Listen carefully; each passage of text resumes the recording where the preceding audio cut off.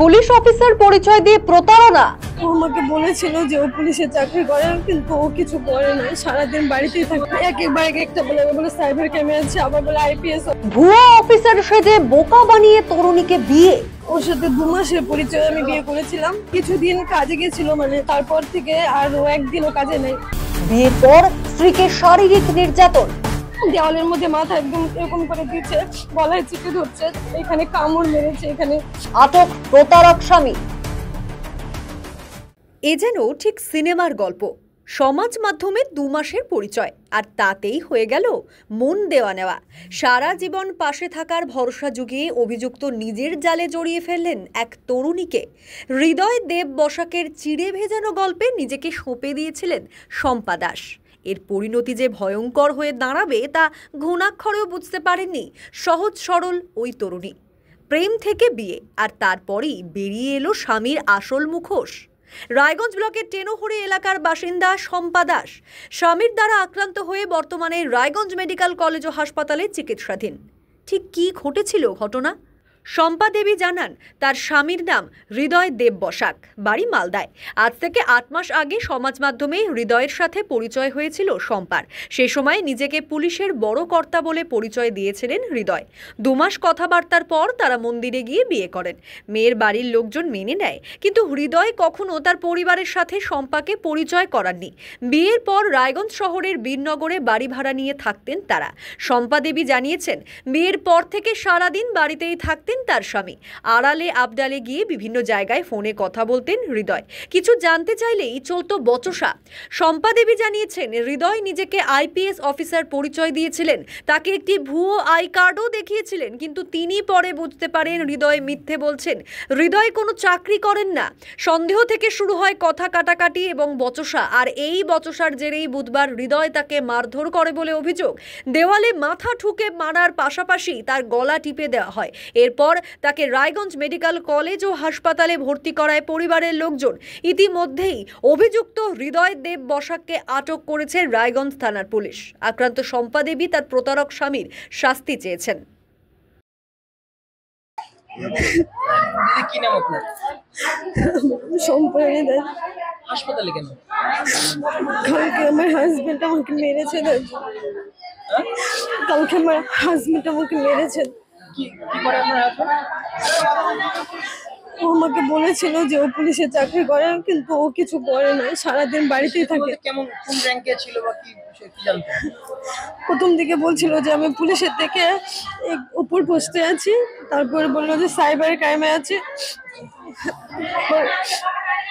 একবার একটা বলে সাইবার ক্রাইমে আছে, আবার বলে আইপিএস অফিসার। একবার একটা। বিয়ের সময় আপনাদের আলাপটা হলো কিভাবে?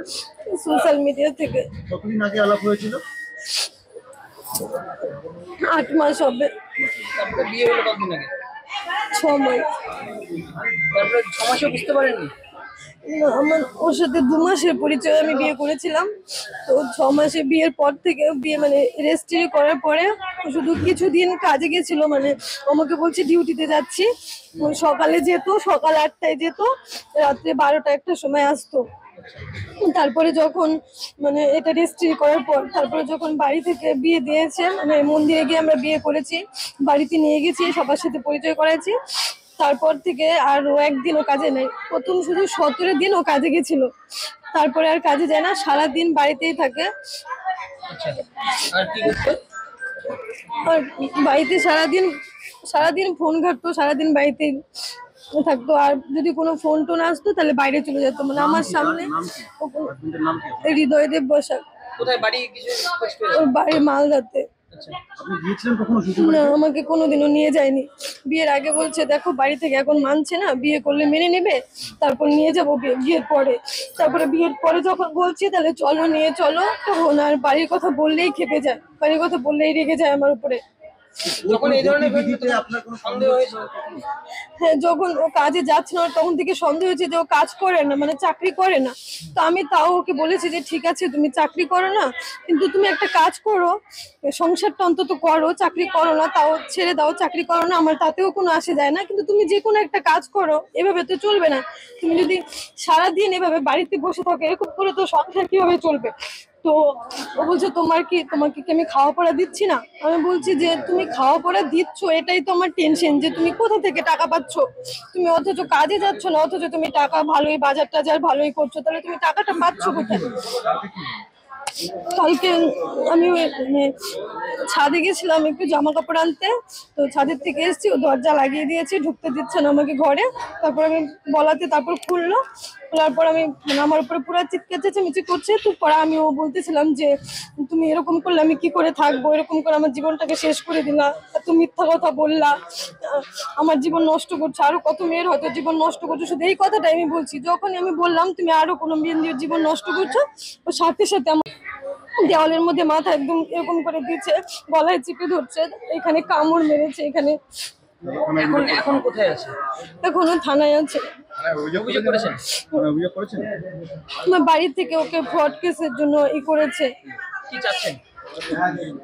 আমি চাচ্ছি যে আমার সাথে যেটা হয়েছে, ও যে আমার সাথে যেটা ফ্রড করেছে, ও যেন অন্য কোনো মেয়ের সাথে আর না করতে পারে, ওর আমি একটা শাস্তি চাইছি। সে কি আইপিএস বলে আপনার সাথে পরিচয় করেছিল? না, প্রথম দিকে আমাকে ও বলছে যে আমাকে বলছে আমি পুলিশের থেকে বড় পোস্টে আছি, এটা বলেছে প্রথম দিকে। তারপরে মানে আমি অতটাও না, এটা নিয়ে আমি অতটা করি নাই, যে ঠিক আছে একটা কাজ করলে হলো, আমি কাজে অতটাই করিনি। তারপরে বিয়ের পরে আমাকে বলে আইপিএস, আমাকে আই কার্ড দেখাচ্ছে যে আমি আইপিএস অফিসার। কার্ড দেখিয়েছিল আপনি? হ্যাঁ, বলছে আমার বাবা চাকরি করে, মা চাকরি করে, কিন্তু এগুলো সব মিথ্যে কথা, বাবা মা কেউ চাকরি করে না। আই কার্ডে কি লেখা ছিল, কি দেখেছিলেন আই কার্ডটাতে? আমি তো অত বুঝি না, কিন্তু এখানে আইপিএস লেখা ছিল। ঘটনার তদন্ত শুরু করেছে রায়গঞ্জ থানার পুলিশ। আরসিটিভি সংবাদ, রায়গঞ্জ। রায়গঞ্জবাসীদের জন্য সুখবর, যারা দীর্ঘদিন ধরে পেটের সমস্যায় ভুগছেন তাদের জন্য রায়গঞ্জ দিশারিতে আসছেন ব্যাঙ্গালোরের প্রখ্যাত গ্যাস্ট্রোএন্টারোলজিস্ট ডাক্তার ইরশাদ আলী, এইচএমডি, ডিএনবি। এখন থেকে প্রতি মাসে নির্দিষ্ট দিনে ডাক্তারবাবুকে দেখাতে আজই যোগাযোগ করুন দিশারি হেলথ কেয়ার, উকিলপাড়া, রায়গঞ্জ শাখায়।